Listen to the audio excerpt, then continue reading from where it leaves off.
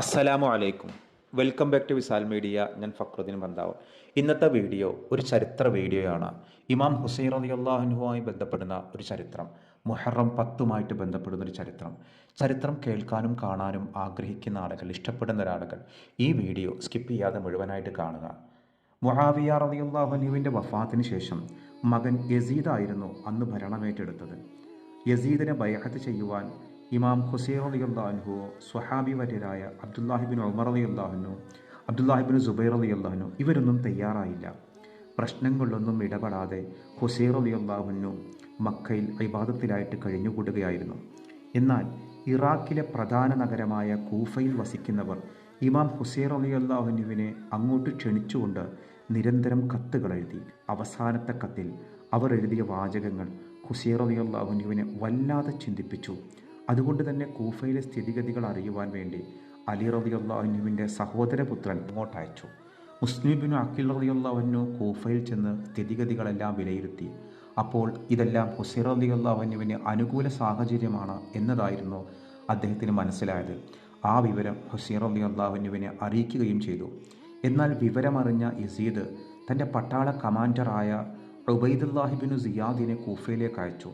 പ്രത്യേക വേഷത്തിൽ കൂഫയിലെത്തിയ ഇബ്നു സിയാദിനെ കണ്ട കൂഫക്കാർ ഹുസൈൻ റളിയല്ലാഹു അൻഹു ആണെന്ന് തെറ്റിദ്ധരിച്ച് ആദരപൂർവ്വം വരവേറ്റു. കാര്യങ്ങളുടെ കിടപ്പ് നേരിൽ കണ്ട ആ ദുഷ്ടൻ മുസ്ലിം ബിൻ അഖീൽ റളിയല്ലാഹു അൻഹുവിനെ പിടികൂടി കെട്ടിടത്തിൻ്റെ മുകളിൽ വെച്ച് തലവെട്ടി.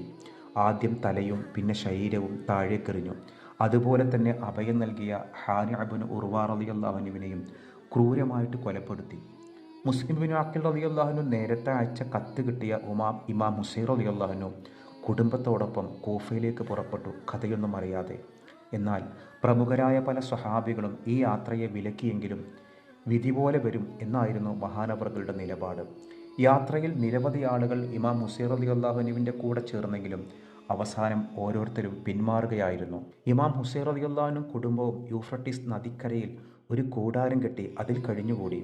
അവർ 80 പേരുണ്ടായിരുന്നു. നേരത്തെ ക്ഷണിച്ചു വരുത്തിയ കൂഫക്കാർ ഇപ്പോൾ കൂറുമാറിയിരിക്കുന്നു. ഇമാം ഹുസൈൻ റളിയല്ലാഹു അൻഹു ശത്രുക്കളുടെ ഭാഗത്ത് ചെന്ന് വിളിച്ചു ചോദിച്ചു, ജനങ്ങളെ ഒന്ന് ചിന്തിക്കൂ, നിങ്ങൾക്ക് എന്നോട് യുദ്ധം ചെയ്യാൻ പറ്റുമോ? ഞാൻ അള്ളാഹുവിൻ്റെ റസൂലിൻ്റെ പൊന്നുമോനല്ലേ? ഇന്ന് ഈ ഭൂമിക്ക് മുകളിൽ അള്ളാഹുവിൻ്റെ റസൂലിൻ്റെ മക്കളായ ഫാത്തിമ ബീവിയുടെ മകനായി ഞാൻ മാത്രമല്ലേ ഉള്ളൂ? അലി റളിയല്ലാഹു അൻഹു എൻ്റെ പിതാവല്ലേ? ജഅഫർ റളിയല്ലാഹു അൻഹു എൻ്റെ പിതാവിൻ്റെ സഹോദരനല്ലേ? ശുഹദാക്കളുടെ നേതാവ് ഹംസ റളിയല്ലാഹു അൻഹു എൻ്റെ പിതാവിൻ്റെ അനുജനല്ലേ? എന്നെയും എൻ്റെ സഹോദരനെയും സംബന്ധിച്ച് സ്വർഗീയ യുവാക്കളുടെ നേതാവെന്ന് നബി സല്ലല്ലാഹു അലൈഹി വസല്ലം പറഞ്ഞ് നിങ്ങൾക്കറിയില്ലേ? നിങ്ങൾ ആർക്കു വേണ്ടിയാണ് എന്നെ കൊല്ലാൻ ശ്രമിക്കുന്നത്? ഞാൻ നിങ്ങളുടെ ആരെങ്കിലും വധിച്ചിട്ടുണ്ടോ? ആദ്യമായി ഇമാം ഹുസൈൻ റളിയല്ലാഹു അൻഹുവിനെ അസഭ്യം പറഞ്ഞുകൊണ്ട് ശത്രുപക്ഷത്തിൽ നിന്നും ഒരാൾ കുതിരപ്പുറത്ത് വന്നു. ആ കുതിര അയാളെയും കൊണ്ട് തുള്ളിച്ചാടി. അവനതിൻ്റെ പുറത്തു നിന്നും വീണു. അവൻ്റെ 2 കാലും കുതിരയുടെ ലീനിക്കുള്ളിൽ കുടുങ്ങി. കുതിര ഓടിയപ്പോൾ അവൻ്റെ തല കല്ലിലടിച്ചു. അവൻ മരണപ്പെട്ടു. വീണ്ടും ശത്രുപക്ഷത്തിൽ നിന്ന് ഒരുവൻ വെല്ലുവിളിയുമായി വന്നു. അവൻ ഹുസൈൻ റളിയല്ലാഹുവിൻ്റെ പക്ഷം വകവരുത്തി. പിന്നെയും മറ്റൊരാൾ, അവനെയും ഹുസൈൻ റളിയല്ലാഹുവിൻ്റെ പക്ഷം കൊന്നുകളഞ്ഞു. അങ്ങനെ അന്നത്തെ യുദ്ധം ഹുസൈൻ റളിയല്ലാഹുവിൻ്റെ വിജയത്തോടെ അവസാനിച്ചു. പിറ്റേതും ശക്തമായ യുദ്ധം നടന്നു. അന്ന് മുഹറം 10 ഇരുപക്ഷത്തു നിന്നും വലിയ ആൾനാശമുണ്ടായി.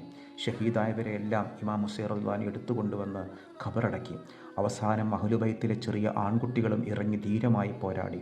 അവരും ഷഹീദായി. സൈനുൽ ആബിദീൻ റളിയല്ലാഹു അൻഹു ലോകമായതിനാൽ രണാങ്കളത്തിൽ ഇറങ്ങാനോ യുദ്ധം ചെയ്യാനോ കഴിഞ്ഞില്ല. അതുകൊണ്ട് ആ യുവാവ് മാത്രം അഹ്ലുബൈത്തിൽ ബാക്കിയായി. ഇമാം ഹുസൈൻ റളിയല്ലാഹു അൻഹു തൻ്റെ പൊന്നുമോനെ മടിയിലിരുത്തി പറഞ്ഞു, മോനെ, നിന്നെ അവർ വധിക്കില്ല. നീയാണ് നബി കുടുംബത്തെ നിലനിർത്തേണ്ടത്. 2 കവിളുകളിലും മുത്തം നൽകി ഇമാം ഹുസൈൻ റളിയല്ലാഹു അൻഹു പടയങ്കി ധരിച്ചു. ഇത് കണ്ട സഹോദരി സൈനബ റളിയല്ലാഹു അൻഹ പൊട്ടിക്കരഞ്ഞു അത്രേ. സഹോദരിയെ സമാധാനിപ്പിച്ച ഹുസൈൻ റളിയല്ലാഹു അൻഹു യുദ്ധക്കളത്തിലേക്ക് കുതിച്ചു. അപ്പോൾ മഹാനവറുകൾക്ക് നബി സല്ലല്ലാഹു അലൈഹി വസല്ലമയുടെ മുഖസാദൃശ്യമായിരുന്നു. യുദ്ധമുറകൾ അലി റളിയല്ലാഹു അൻഹുവിൻ്റേതായിരുന്നു. അഹ്ലുബൈത്തിൻ്റെ ശക്തി അവർക്ക് ശരിക്കും കാണിച്ചു കൊടുത്തു. മലക്കുകൾ പോലും അമ്പരക്കും വിധം ശത്രുക്കളെ വെട്ടിവീഴ്ത്തി. ഒരൊറ്റ ചാട്ടത്തിന് ശത്രുവിൻ്റെ തല കൊയ്തെടുക്കും. താൻ ഉദ്ദേശിച്ച സ്ഥലത്ത് കുതിച്ചെത്തും. ശത്രുക്കൾ ഹുസൈൻ റളിയല്ലാഹു അൻഹു മുൻപിൽ പകച്ചു നിന്നു. അവർ പേടിച്ച് വിറച്ചു. കർബല മണൽത്തരയിലൂടെ രക്തപ്പുഴ ഒഴുകി. ഹുസൈൻ റളിയല്ലാഹുവിൻ്റെ ഇടിമിന്നൽ വേഗത്തിൽ യുദ്ധം പൊടിപൊടിക്കാൻ തുടങ്ങി. ശത്രുക്കളുടെ കരച്ചിലും അലയിലും എങ്ങും കേൾക്കാമെന്നായി. കർബലയിൽ ശിരസറ്റ നിരവധി ശവങ്ങളെ കൊണ്ട് യുദ്ധക്കളം തിങ്ങി നിറഞ്ഞു. പലരും അണിതെറ്റി പേടിച്ചോടി. ഹുസൈൻ റളിയല്ലാഹു ഉറക്കെ വിളിച്ചു പറയുന്നുണ്ടായിരുന്നു, നിങ്ങളെൻ്റെ സഹോദരന്മാരുടെ രക്തം കുടിച്ചു, ഇനി എൻ്റെ രക്തമിതാ, എങ്കിലും ഞാൻ അവസാനത്തെ തുള്ളി രക്തം ചിന്തുന്നത് വരെയും ഞാൻ യുദ്ധക്കളത്തിൽ ഞാൻ പൊരുതും.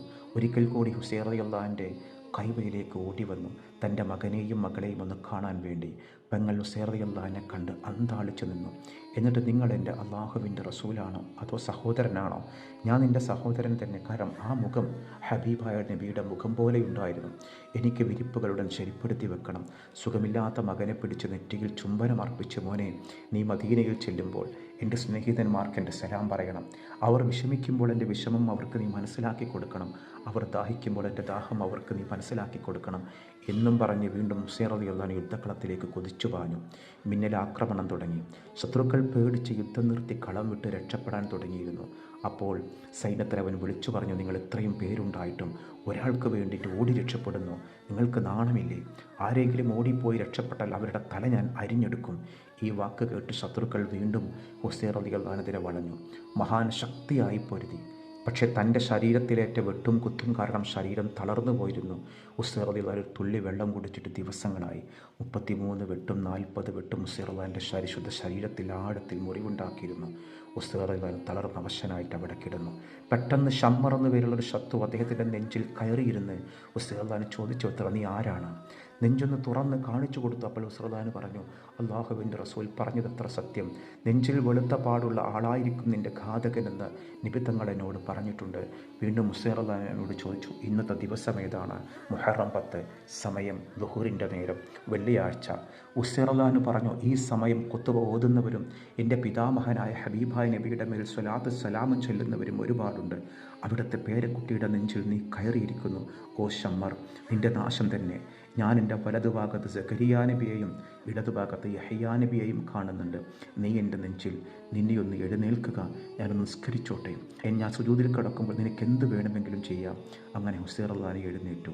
ഹുസൈൻ റളിയല്ലാഹു നിസ്കാരം തുടങ്ങി. സുജൂദിൽ കിടന്നപ്പോൾ അവൻ ഹുസൈൻ റളിയല്ലാഹുവിൻ്റെ ശിരസ് വെട്ടിയെടുത്തു. ഹിജ്റ 60 മുഹറം 10 വെള്ളിയാഴ്ച ഉച്ചയ്ക്ക് തന്നെ ആ സൂര്യൻ എന്നേക്കുമായിട്ട് അസ്തമിച്ചു.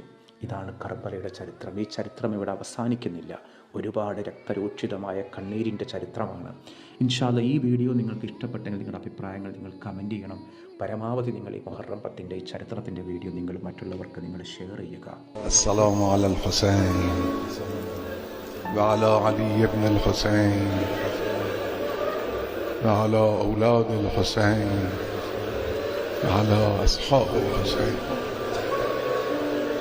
അസ്സലാമു അലൈക്കും.